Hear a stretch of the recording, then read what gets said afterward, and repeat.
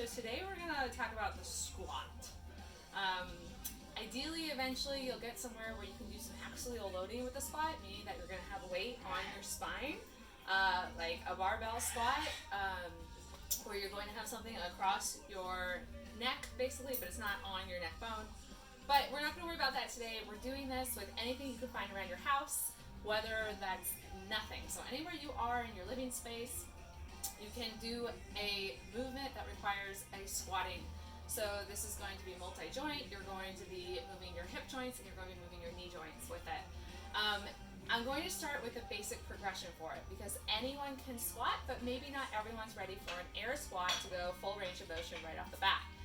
There are some flexibility, mobility, and strength issues involved, and balance. So first thing is, can you get out of a chair without any support?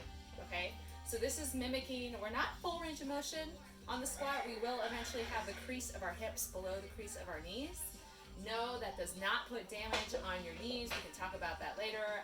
If you really think that does, I can send you a whole bunch of medical journals disproving that old bad saying, and why it actually is bad to not go below your knees. But anyway, we're going to eventually do that. But right now, step one, if we are sitting in a chair, and we're probably sitting in a chair a lot at home, in a good position, if we're sitting in a chair, can I stand straight up out of the chair without any arm support?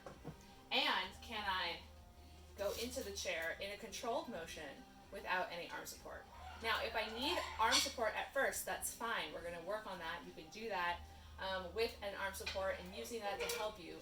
But really concentrate on using your legs as much as possible. Pushing through the floor, you'll notice that's a theme. Pushing through the floor with your feet. Engaging your legs. You can get that momentum going forward at first. Absolutely fine to get that forward momentum, push to the floor. Really thinking a big chest at first though, and pushing up, standing up the rest of the way. If we can do that from the seated position, the next progression is going down into the chair without just flopping down, right? There's no control with that whatsoever. You want to do it in a controlled motion. One way to make sure you're controlled is to slow it down. So can I sit down in 4 seconds and land softly on the chair? So this is something you can practice on the toilet if you want to really think about something a bit lower. Anytime you go to the bathroom, you can think, okay, 1, 2, 3, 4. And there's going to be a tendency of, oh my God, I'm going to miss that seat and flop down. Control. You will hit the seat. It will be fine. And then coming up. You can come up slowly, but you don't really have to. Think about exploding up. My spouse's cue likes to say you have a rocket in your glutes and you're firing that rocket up. Pew! Think about straight up. Sometimes the sound effect helps. All right, so it's that slow controlled feet position. You might wonder, where do I put my feet?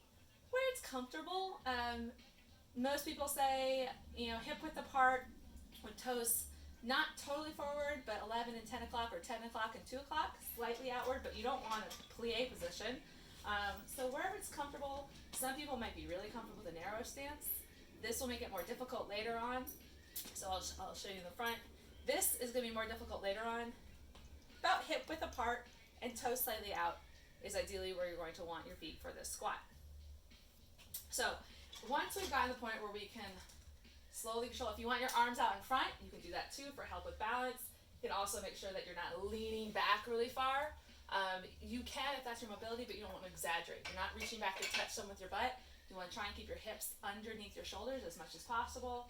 So you're going down, you're going down. This is going to look different for everyone based on body mechanics.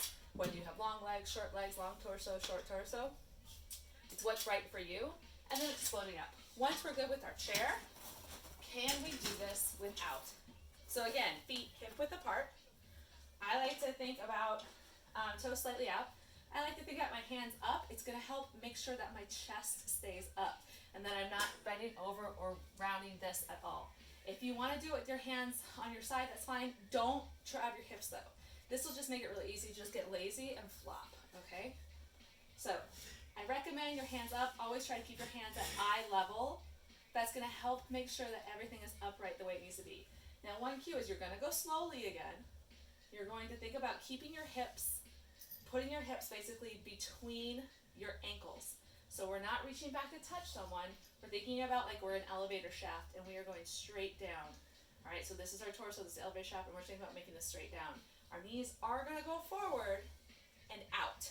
All right, so thinking about knees forward, they're going to follow your toe track as you come down, and you're going to think about going down. You want to make sure that your whole foot stays on the ground. The moment your heels come up, that's bad news bears. We don't want that.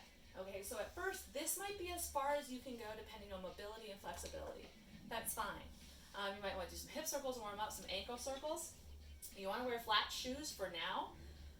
Think about coming down as far as you can, okay? Eventually think about if I get stuck, think, oh, am I pushing my knees out? You might find that you go a little bit lower. You might find you go a little bit lower and a little bit lower, and eventually you don't want to just collapse in the bottom. You want to stay engaged, but you want to get as low as you can, and your toes might come out more. This is depending on ankle mobility and ankle flexibility. Once you're down there, you might be able to rotate them back, all right? Think about holding this for position, getting used to that position. You might not look like me right now. When I first did these, my bottom looked like this. It takes a while, it takes practice, it takes some stretching. And then remember, when you come up, it's the same thing. You have a rocket in your glutes, and you're going straight up, all right? So if you find that that's difficult, think about widening your stance a little bit. You might have a little bit more mobility in your squat position to get your hips below you and under you, okay? It's okay to do that. You'll notice I'm a little bit more upright now. And then coming up. If you really have some ankle mobility, it is okay to think about putting a plate or something. It doesn't have to be a weighted plate, but putting a book, even a short book underneath your ankles, or wearing some heels. This is why if you ever watch weightlifters, they have a heel on their shoe. This helps cheat the ankle mobility a little bit and helps you stay upright.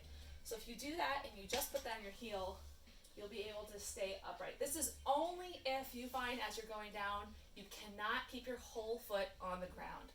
All right, where do you want your weight on your foot? You want it driving where you tie your shoes. So right where you tie your shoes, pretend you have a nail sticking through the ground on you.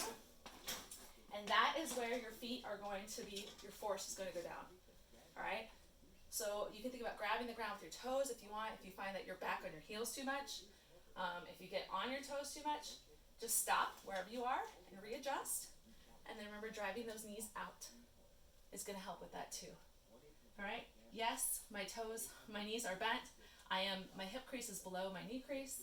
I'm trying to be as upright as I can and up. Now, if this is really difficult to be upright, you can always hold on to a pole if you want at any moment. I'm going to adjust this just a little bit. You might see my spouse over there holding onto a pole. You can hold into anything you have that basically is going to give you that extra balance to help you be upright. Now you can do it just for balance to back. You can really hold on to it to help shove your hips forward underneath there. Okay? But that's basically what we have. So your main air squat is just coming down. If this is as far as you can go right now, great. Every day, try to go a little bit lower until you are full range of motion down and up. Try to think about doing about 10 of those one day and alternating them with some push-ups and really working on it. Stretching, getting those hip flexibility, your ankle flexibility, and each day trying to get more and more upright in your torso. And that is the air squat. And honestly, don't try anything with a barbell or weight on your back until you've got the air squat down.